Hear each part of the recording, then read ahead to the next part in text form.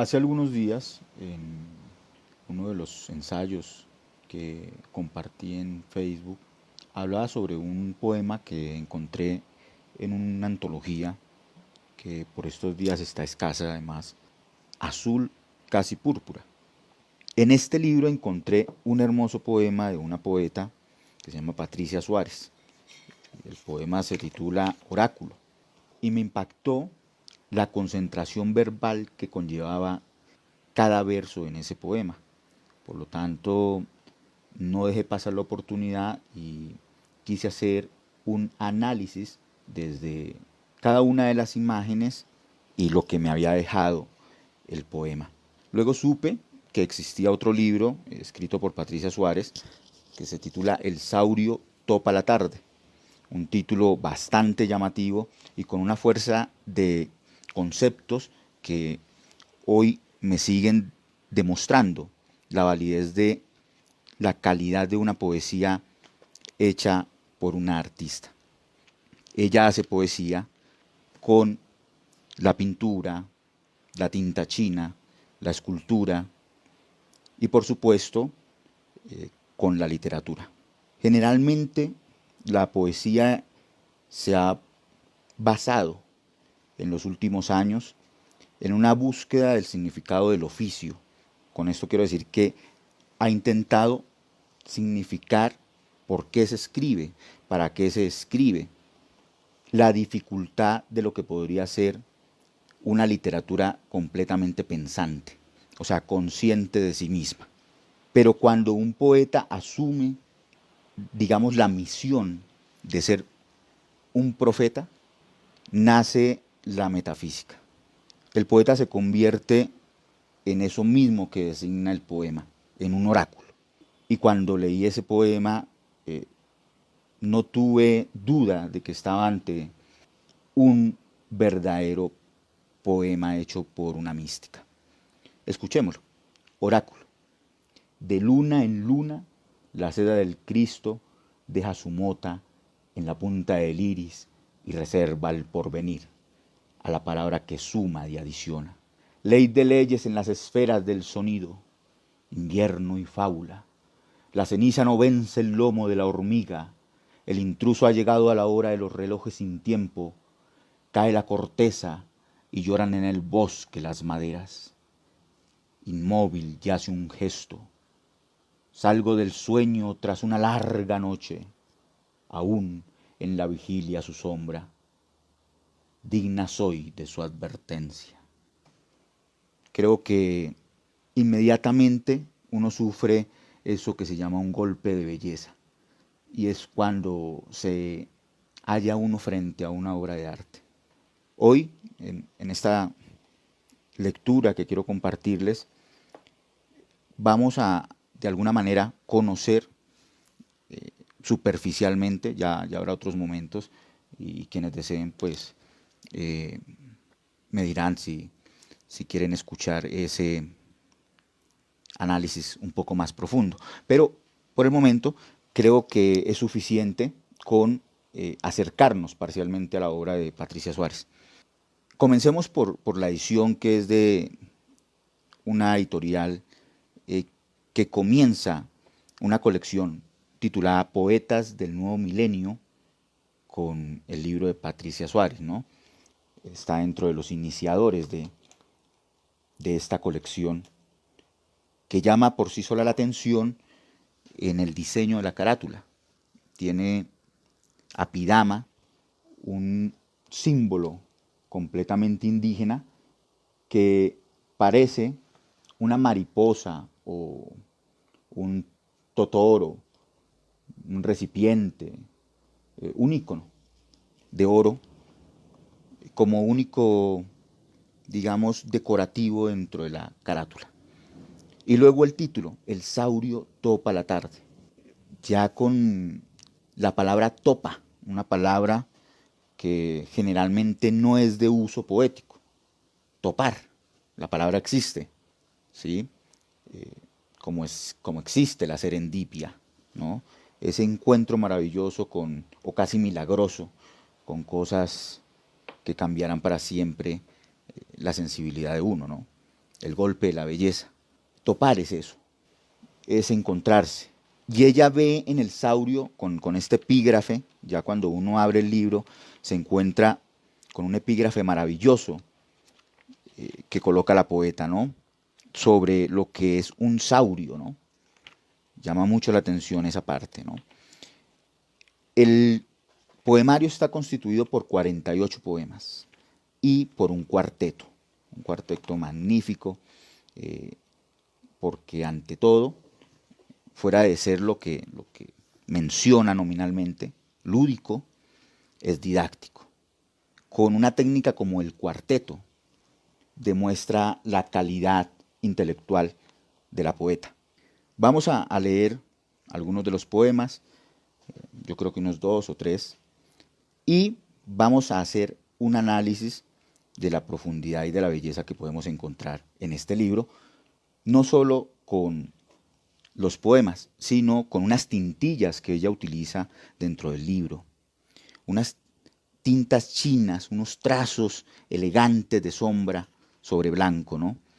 Y lo impresionante es que no los titula, no les da nombre dentro del libro esas cintillas, pero una de ellas es la que hace parte de la carátula de Azul Casi Púrpura, la antología donde se encuentran Orieta Lozano, Amparo Osorio, Luz Helena Cordero y Eugenia Sánchez Neto. Cada una de las poetas participa en esta antología con una serie de selección hecha por ellas mismas y en la cual encontramos pues desde lo más sobresaliente hasta los poemas más queridos por cada una de las escritoras. El poemario de Patricia El Saurio Topa la Tarde además tiene un prólogo y una introducción que busca hacer una topología. Este término fue utilizado muchísimo por Lacan, ¿no? Fue criticado bastante por el término topología, porque estamos hablando casi de un término que está exclusivamente dado para pensar el espacio. Y él dice que el hombre o la mente humana, de alguna manera, tiene unas mallas de espacio, de geografías, en las que transitan también sus pensamientos. Yo estoy de acuerdo con eso. A veces mi forma de poder pensar sobre la vida, leer, escuchar, se basa mucho en esas conexiones que hacemos, en esos mapas mentales que vamos creando a medida que estamos siendo conscientes de lo que vivimos, leemos o escuchamos o sentimos. Y este libro, estos 48 primeros poemas, están llenos de eso, de esa conciencia misma.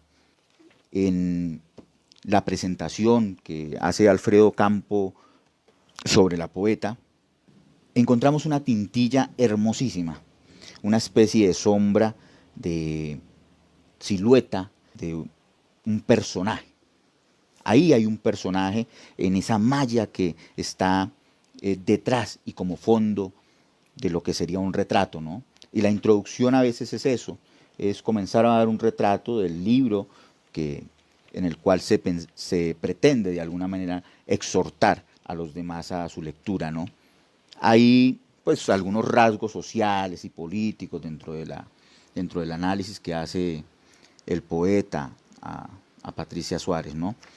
Y que bueno, cada uno de ustedes cuando se acerque al libro podrá encontrar como, o con los cuales se podrá encontrar de acuerdo o en desacuerdo, ¿no?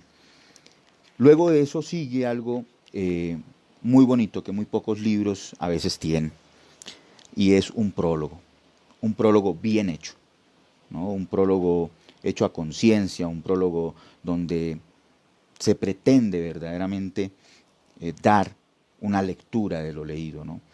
Y en este prólogo hecho por Jaime Mejía Duque, pues nos encontramos con eso, con la calidad de un amigo que lee, de un amigo que sabe que se encuentra no solamente ante alguien de sus afectos, sino también ante alguien que tiene un oficio, que tiene una labor y que cuando escribe, dice, mella, genera esa inseguridad en nosotros, genera esa capacidad de ser autoconscientes. El poema que inicia todo el poemario se llama Huella. Dice así: espesa niebla guarda mi sombra. En la huella de mi pie asoma el camino.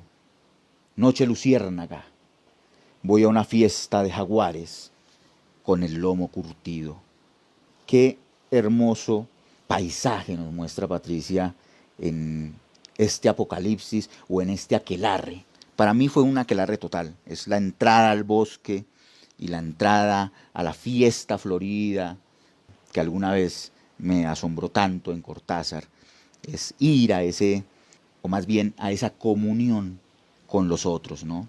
Y llegar ya viejo, llegar ya cansado, llegar ya sabio, tener a cuestas, como decía Artaud, y no me cansaré de repetir esta frase como una de las mejores, de que artista es aquel que se echa el mundo encima para oxigenarlo.